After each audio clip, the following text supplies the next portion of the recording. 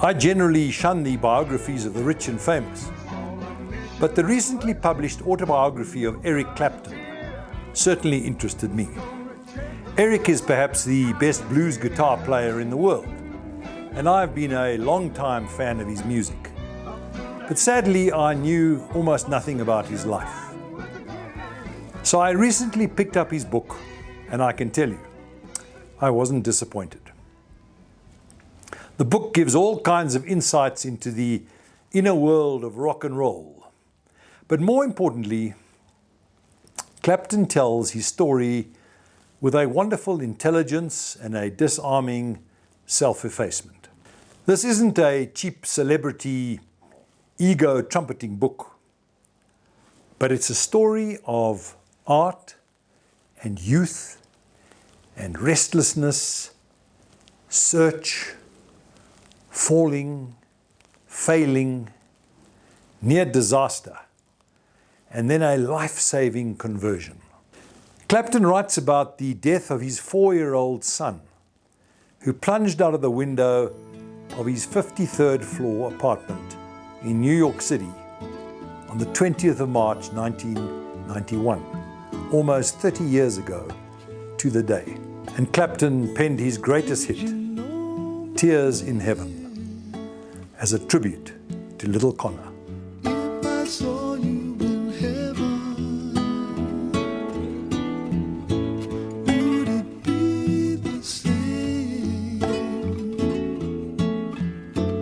here in heaven?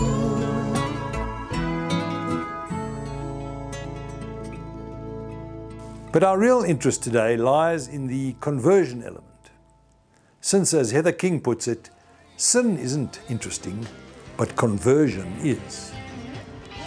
Clapton fans won't be disappointed either at how seriously he takes his art. Throughout his whole career, however fuzzy his head may have been about many other things, he was always clear and single-minded about his art, the blues, without sacrificing popularity and money for the sake of his craft. For him, art is pure. It's something almost near to God, and it's meant always to remain pure. His words, and I quote him here, "For me, the most trustworthy vehicle for spirituality has always proven to be music. It cannot be manipulated," he says, "or politicized. And when it is, that becomes immediately obvious." Close quotes. Now those are the words of a great artist. But his real struggle was never with his art, but it was with his obsessions, with his addictions, with his ego, and ultimately with his sobriety. Success came to him very early, and the world of rock and roll bathed him in a culture of alcohol, drugs, irresponsibility. He was soon an addict, with everything in his life, other than his music, spinning out of control. Eventually, grace intervened, and during a second trip to an alcoholic clinic, he found grace and sobriety. Let's listen to a few bars of The Sinner's Prayer. Lord, have mercy.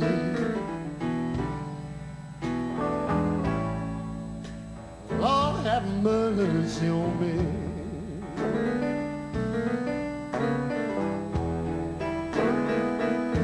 Lord, mercy, if you please. From the book, here are his own words. He says, "Nevertheless, I stumbled through my month in treatment, much as I had done the first time around, just ticking off the days, hoping that something would change within me, not me having to do much about it.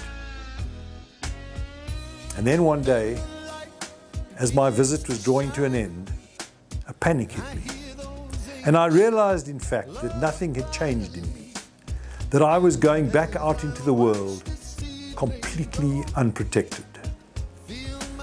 The noise in my head was deafening, and drinking was in my thoughts all the time.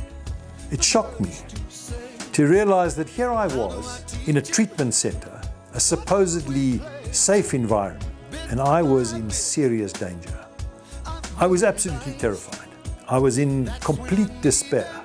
At that moment, almost of their own accord, my legs gave way and I just fell to my knees. There in the privacy of my room, I begged for help. I had no idea who I thought I was talking to.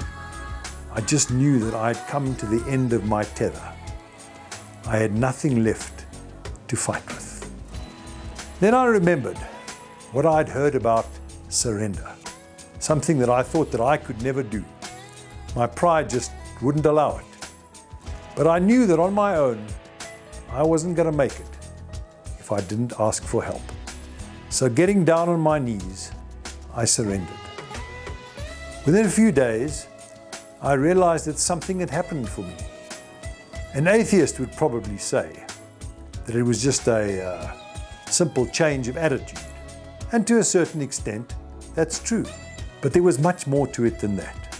I'd found a place to turn to, a place I'd always known was there, but never really wanted nor needed to believe in. From that day until this, I have never failed to pray in the morning, on my knees, asking for help, and at night to express my gratitude for my life, and most of all, for my sobriety. I choose to kneel because I feel I need to humble myself when I pray. And you know, with my ego, this is the most that I can do. If you're asking me why do I do all of this, I will tell you. Because it works. It's as simple as that. In all this time that I've been sober, I've never once seriously thought about taking a drink or a drug. In some way, in some form, my God was always there. But now I've just learned to talk to Him. You're never more of a mature adult than when you get down on your knees and bend humbly before something greater than yourself. End of quote. Well, my friends, I read those words in a catechism book when I was a little boy, and I knew already then that they contained a truth that constantly needs to be asserted in the face of human pride. Pierre Teilhard de Chardin, he said something similar. He said at a certain time in your life, you realize that you only have two choices.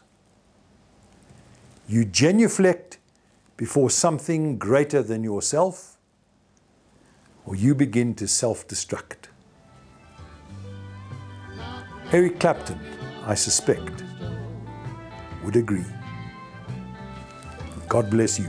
Knock, knock, knocking